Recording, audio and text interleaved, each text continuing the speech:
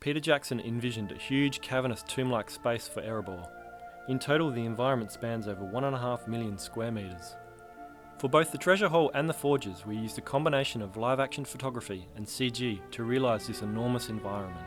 Combining the many hundreds of kilograms of on-set coins and treasure, along with the CG, was an interesting problem for the compositing team, especially in stereo.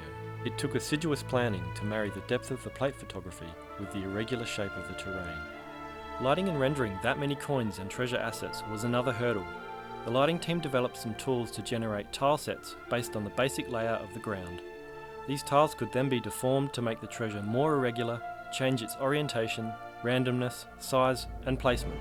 The effects guys wrote their own rigid body solver, which had to deal with millions of coins and treasure assets. In one of our more complicated shots, we had over 18 million coins, all simulated against Smaug and the environment. To work out some of the cameras for the forges, Peter used the motion capture stage and a virtual camera rig, along with blocking renders of Smaug.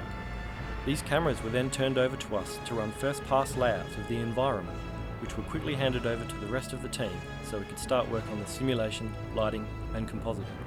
The effects department used Synapse, Weta's in-house simulation software, to create the fire for both Smaug and the furnaces.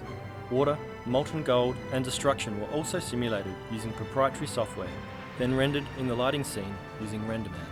Lighting the environment was a mixture of procedurally generated sources driven by the fires, as well as area lights.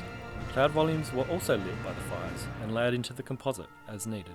The comp team dressed in many layers of practical plate elements such as steam, smoke, embers and fire to help add realism. For some shots, an in-house nuke plugin was used to generate deep shadows cast from Smaug into the environment. Composited in deep, this helped provide another layer of detail.